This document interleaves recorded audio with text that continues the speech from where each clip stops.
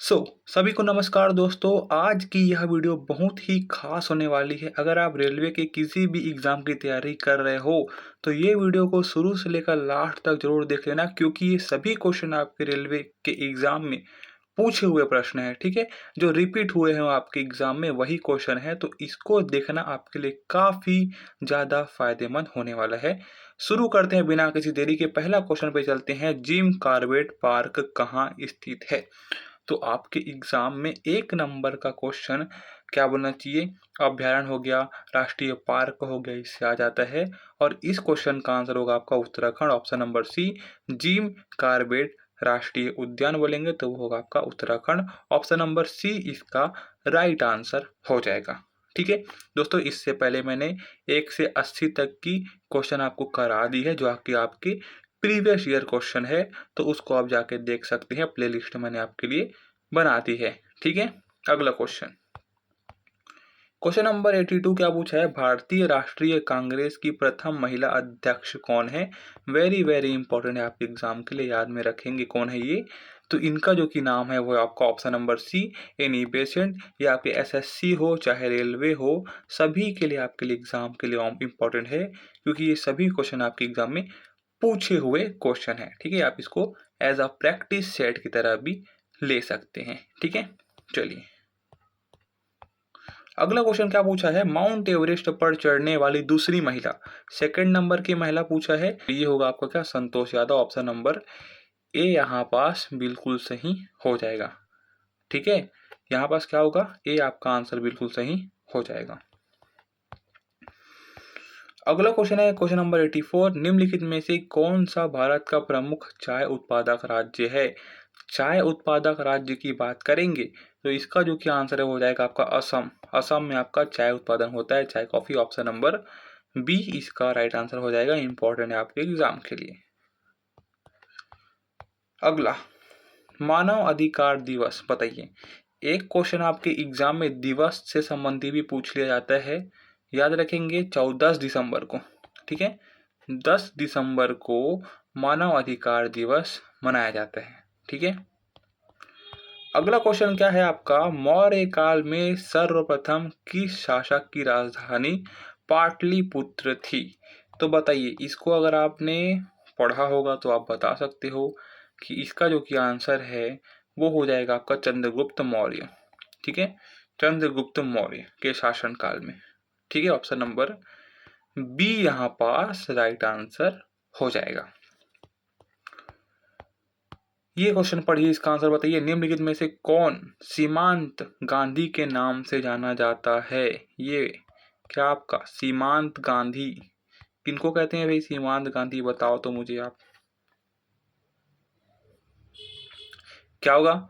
सीमांत गांधी का नाम किनके लेते हैं हम? खान अब्दुल गफ्फार खान को कहते हैं हम सीमांत गांधी। ऑप्शन नंबर ए इसका राइट आंसर हो जाएगा। अगला क्वेश्चन क्या पूछा है? Question number 88। APJ Abdul Kalam सर्वाधिक किस क्षेत्र में प्रसिद्ध हैं?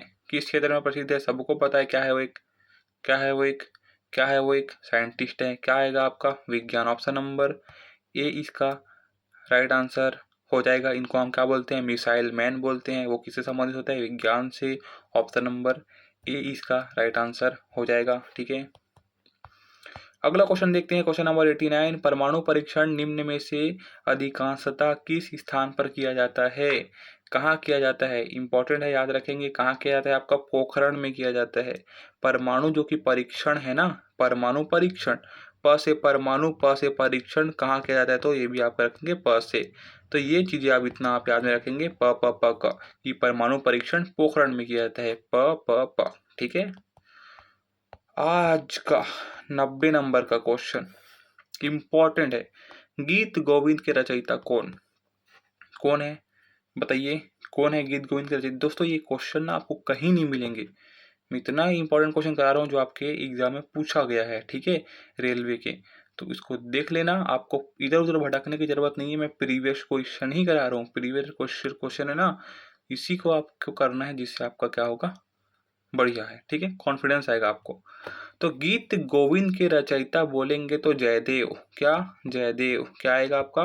जयदेव जो कि है गीत गोविंद की रचयिता है। मैं आपको याद करा देता हूँ, अगर आपको याद नहीं होता है तो मैं डायरेक्ट यहीं पास आपको रटवा देता हूँ, क्योंकि ये आपका फैक्टेबल क्वेश्चन है, आपको इसको याद करना पड़ता है ना, इसका और कोई चरण नहीं है आपको, ठीक है। अगला क्वेश्चन पे चलते हैं, क्वेश्चन नंबर 91। गौतम बुद्ध के पिता का नाम क्या था, बताइए। इतना इंपॉर्टेंट क्वेश्चन है, आप बताइए इसका क्या होगा आंसर। गौतम बुद्ध के पिता का नाम था आपका शुद्धोधन। क्या था आपका, शुद्धोधन। ऑप्शन नंबर ए इसका 100% राइट आंसर हो जाएगा।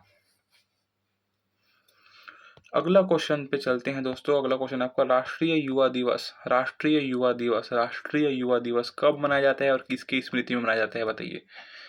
विवेकानंद के मनाया जाता है आपको, और कब मनाया जाता है बोला गया तो याद में रखेंगे कब। ऑप्शन नंबर ए 12 जनवरी को राष्ट्रीय युवा दिवस मनाया जाता है, ठीक है। अगला क्वेश्चन है, मैं आपको साथ में बताते चलता हूँ फैक्ट, ताकि आपको समझ में आए, आप याद भी कर सके साथ ही साथ, है ना। ब्रिटिश द्वारा भारत में सर्वप्रथम बंदरगाह कहाँ स्थापित किया गया, बताइए। कितना इंपॉर्टेंट क्वेश्चन है। ऐसा नहीं आएगा कि भारत में कितने राज्य होते हैं, ये नहीं पूछेगा। ऐसे टाइप के क्वेश्चन पूछते हैं जो आपके एग्जाम में पूछे गए, इसलिए मैं आपको यही करवा रहा हूँ, ठीक है। तो ब्रिटिश द्वारा भारत में सर्वप्रथम बंदरगाह की स्थापना कहाँ की गई थी, सूरत में की गई थी। ऑप्शन नंबर डी यहाँ पास राइट आंसर होगा, ठीक है। तो इतना अभी तो फैक्ट है दोस्तों, आपको फैक्ट को याद करना पड़ेगा, कुछ नहीं हो सकता इसका फैक्ट का, ठीक है। अगला क्वेश्चन है 94 नंबर, नेशनल डिफेंस अकादमी कहाँ स्थित है। तो ये स्थित है आपका खड़गवासला में। कहाँ, खड़गवासला में। Option number A, option number A इसका राइट आंसर हो जाएगा कि नेशनल डिफेंस अकादमी जो कि है खड़गवासला में स्थित है, ठीक है। अगला क्वेश्चन है आपका, निम्न में से किसे विश्व का अपरिवर्तनीय शहर कहते हैं। तो भाई जो अपरिवर्तनीय शहर की बात करेंगे तो वो क्या होगा, आपका रोम होगा, है ना। रोम जो कि है आपका विश्व का अपरिवर्तनीय शहर है, तो इनको हम कहेंगे ऑप्शन नंबर ए जो कि है यहाँ पर सही हो जाएगा, ठीक है।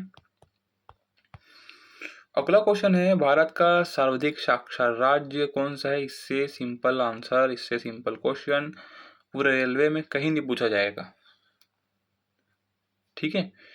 तो याद रखेंगे कि एक बार आपको पता रहेगा कि सबसे सिंपल जो कि है वो है आपका साक्षर राज्य केरल का है, और सबसे अधिक जो कि साक्षरता दर है वो केरल की है, ठीक है। तो याद में रखेंगे ऑप्शन नंबर ए आपका यहाँ पास बिल्कुल सही आंसर हो जाएगा, ठीक है। यहाँ तक आपको समझ में।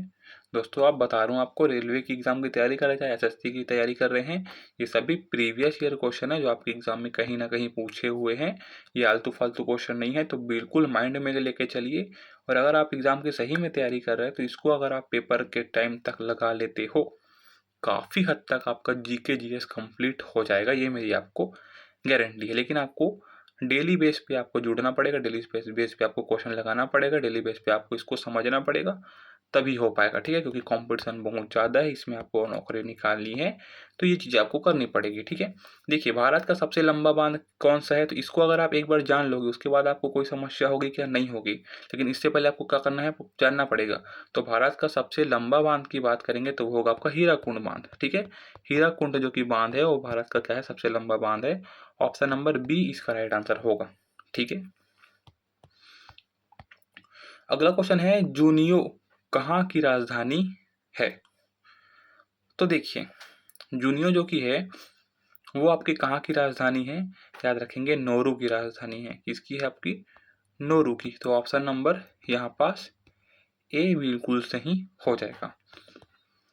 अभी चलते हैं हम लोग अगले क्वेश्चन पे। क्वेश्चन नंबर है आपका 99, फतेहपुर सीकरी का निर्माण किसने करवाया था। इसमें आप फंसोगे, मैं आपको बता रहा हूँ, और इसका आंसर बताइए।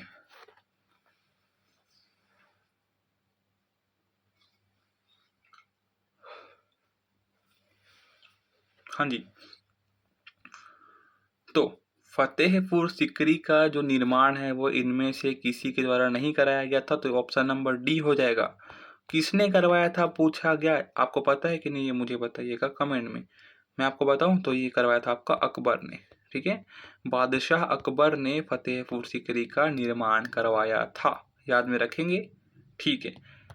सबसे लास्ट क्वेश्चन आज का, हम 100 क्वेश्चन में पहुंच गए हैं। ये सभी क्वेश्चन आपके एग्जाम में पूछे गए थे पिछले बार के, उसको मैं आपको ईमानदारी से करवा रहा हूँ जिससे आपका एग्जाम की तैयारी बढ़िया लेवल पे हो सके। क्वेश्चन नंबर 100 है आपका, चंद्रमा की सतह पर उतरने वाला प्रथम व्यक्ति कौन था? सबको पता है, सिंपल सा आंसर है, बताइए। यहाँ पास पूछा है प्रथम व्यक्ति, किसी स्पेसिफिक देश का नाम नहीं बोला है, कि भारत का नहीं बोला है, ना अमेरिका का नहीं बोला है, ना कहीं का नहीं बोला है। पूछा क्या गया है? चंद्रमा की सतह पर उतरने वाला प्रथम व्यक्ति कौन है? तो इसको आप बताएगा कि मैं बताऊं, ये बताइए मुझे। इसको आप बता सकते हैं ना। पहला व्यक्ति पूछ रहा है, कोई स्पेसिफिक ये नहीं बोला है कि अमेरिका का है कि भारत का है। तो इसका जो कि आंसर है क्या होगा, ये आप मुझे कमेंट में बताएंगे, ठीक है। तो कैसे लगा ये वीडियो मुझे बताइएगा, आपने कितने आंसर सही किए उसको ही बताइएगा, और चैनल पे बने रहना। जब तक आपका एग्जाम नहीं होता मैं आपको पूरा पूरा जो जीके जीएस है उसको पूरा प्रीवियस ईयर क्वेश्चन है सबको करा दूंगा, ठीक है।